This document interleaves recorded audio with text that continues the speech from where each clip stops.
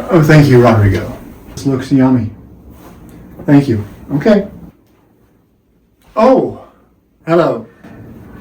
You're probably wondering who this corpse is in the smoking jacket. I would be wondering the same if I were you. Allow me to introduce myself. I am Monster-A-GoGo, and this is the Shock-O-Rama Poster Show. Ha ha ha ha ha!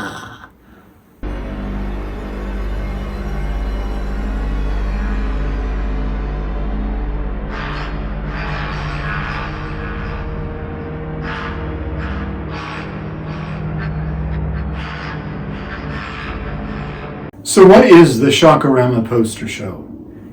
Well, it's an exploration of posters, but if you're expecting posters from A-list Academy Award-winning titles such as Casablanca, nope, you're not going to find that here. Breakfast at Tiffany's, sorry. The Sound of Music, perhaps? Are you insane? Not happening. No, instead, I've been collecting posters for quite a long time, and we're going to see some posters that are maybe familiar and maybe not. This first episode is about the posters I first collected as a boy. We'll go over them, and I'll have stories to tell. I hope you enjoy. Cheers. Darling, how fabulous to see you. When are you leaving?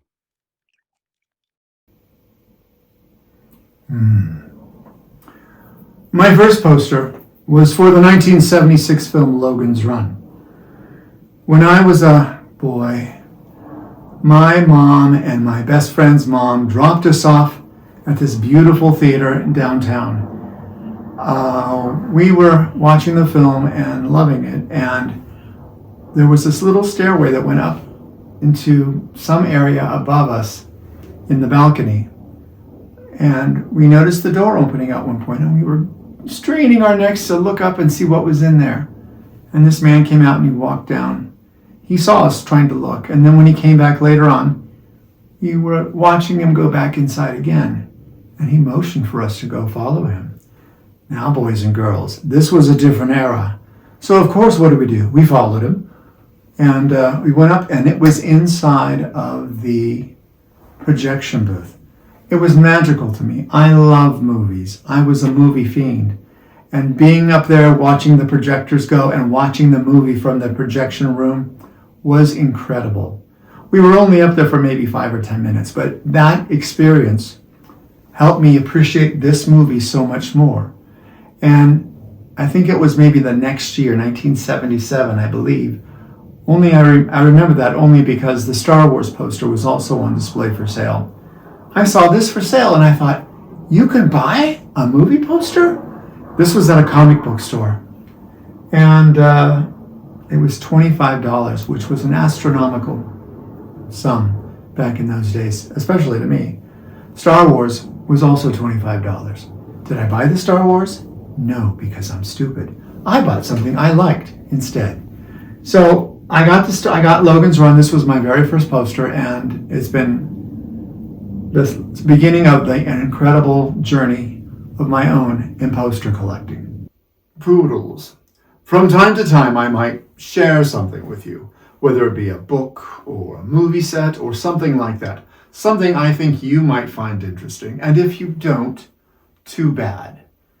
For Logan's Run, there happens to be something that I am fascinated with, coincidentally. It's been 50 years since the movie debuted, and houseoftaboo.com, and I'll have Rodrigo put the address on here someplace, and he'd better do it if he knows what's good for him. Anyway, House of Taboo is putting out these highball glasses called Logan's Rum Runners. They feature scenes from the movie on the glass, as well as a Logan's Rum Runner cocktail recipe on the side. I find the glasses very clever, and I have ordered myself a pair, one of each color. Now, I want to stress that when I do share things with you, I am not affiliated with the producer in any way, shape, or form. I'm not receiving compensation, nothing like that. I do want to put a little caveat with this first item I want to share with you. Now, I'm not associated with House of Taboo directly. I do have to say, though, they do put out a magazine called Exotica Moderne, and in the past, I have been a contributor to it.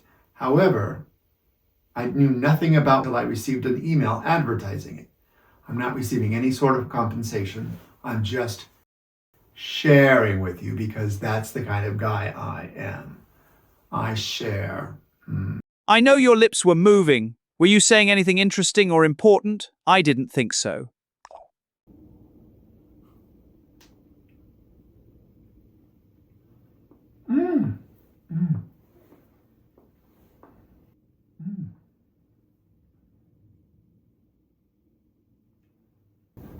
Oh my, excuse me.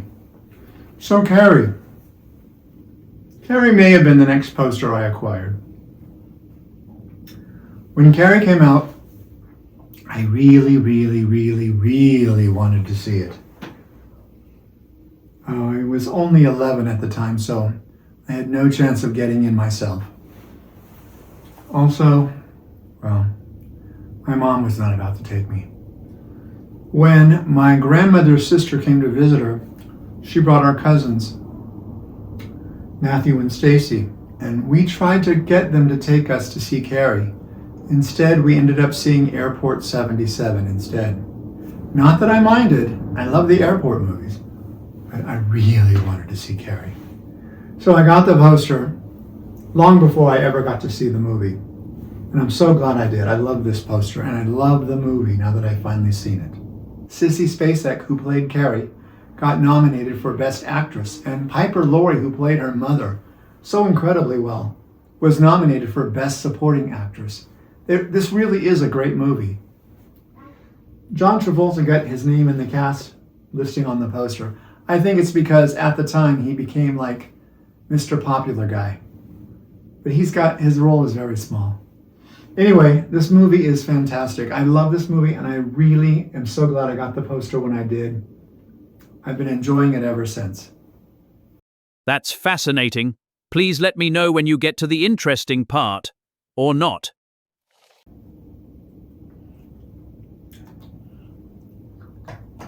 This is the one sheet for Greece. It's the advanced one sheet. A one sheet, if you didn't know, is the standard poster size. I acquired this poster after winning a contest on a local radio station. I got tickets for my family to go, and we all went, and they were handing out the one sheets to anybody who wanted one. This is the advanced version, like I said. The final style of one sheet that came out when the movie actually premiered was very different than this one. This one's drawn. It starred John Travolta, who was already famous from Saturday Night Fever and Welcome Back, Kotter. It also starred Olivia Newton-John. Olivia Newton-John was already 30 or so when this was made. In fact, most of the cast was well beyond their teen years, if you have never noticed when you're watching the film. That's simply fascinating. Tell someone who cares.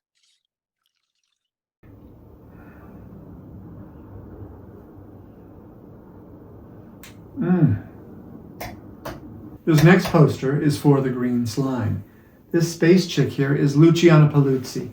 She's best known and best remembered for playing Fiona Loop in the assassin from Spectra in the James Bond film Thunderball with Sean Connery. Also starring in this movie are Richard Jekyll, who I think he's best remembered for playing the male lead in the weird Jaws ripoff Mako, the Jaws of Death. This was a Japanese-American co-production. And the monsters, the green slime, these little funky monster things, they are totally of the type of monster you'd expect from a Japanese production of this era. They're so cheesy bad. Anyway, if you haven't seen this movie, it's good for a laugh. Oh, aren't you a fierce one? I think I like that about you. Or do I? Cheers!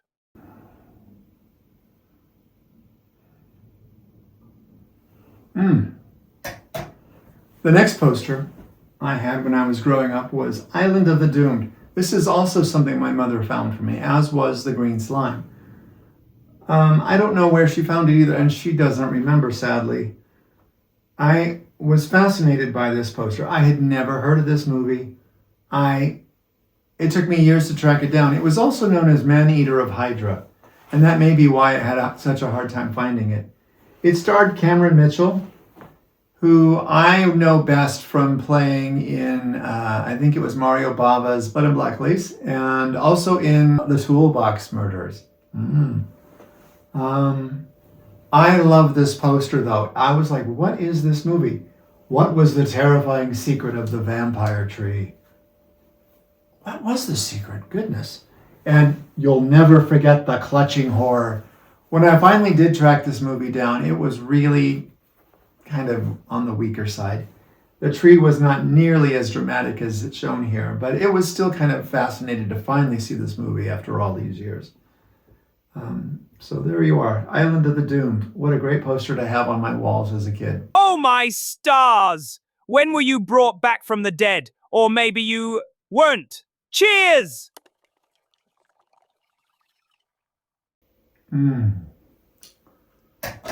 This next poster is, oh, don't give me that attitude. I know you're thinking, that's a blank poster. There is nothing there. You are correct. This is a frame in waiting. And what that is it's from time to time you'll see these. These are frames for things that I really have wanted for years and years and years, but I have sadly yet to collect. But if we're talking about my first posters, why is there a frame in waiting now? Wouldn't I have already had the poster? Since we're talking about posters I had since the beginning of my collection?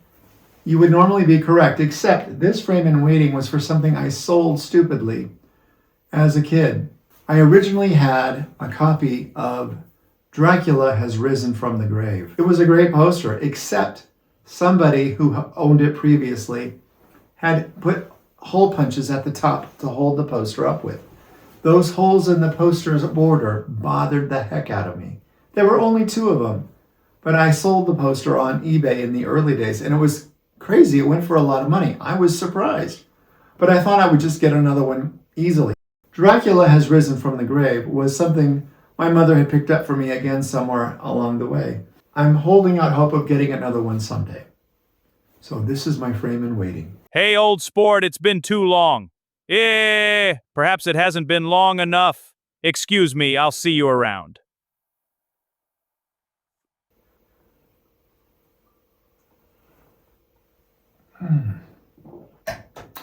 This poster is a bonus poster. This is not one of my early posters when I was a child. This is actually the very first poster I framed and like a responsible adult and hung on my wall as an adult in my very first apartment. I mean house. I mean mansion. Castle, what am I saying? Anyway, Revenge of the Shogun Women. This is such a cheesy poster, and I had never seen the film. I was just in awe of its fabulous splendor. It's in 3D, which I'm a sucker for gimmicks. And I loved how it was depicting the people coming off of the screens, their weapons flying out, the audience kind of cowering and ducking in terror. Such a cool poster. And the artist on this is kind of an unknown. Whoever this artist was just amazing. And I'm going to do a special program down the line probably on some of his artwork. But again, no one seems to know who he is. I've looked him up online. I've had my friend Mike look. No one seems to know. Even emovieposter.com, if you look at their website, if you look at the listings for these old posters, they don't know who the artist is either. So I love the cheesy artwork. It's almost good, but it's almost bad. And it's just dynamic to me. I just love this. So this is the very first poster I ever had on my walls as an adult that was framed.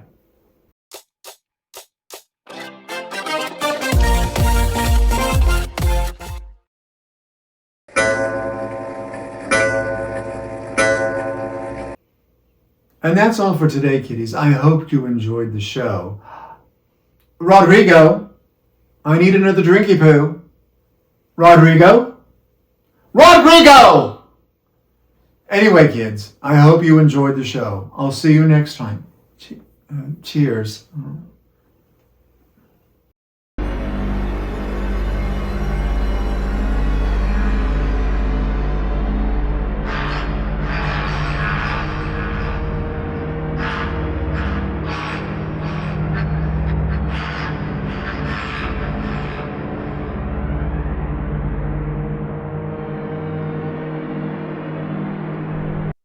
Have a fabulous evening. Someone has to.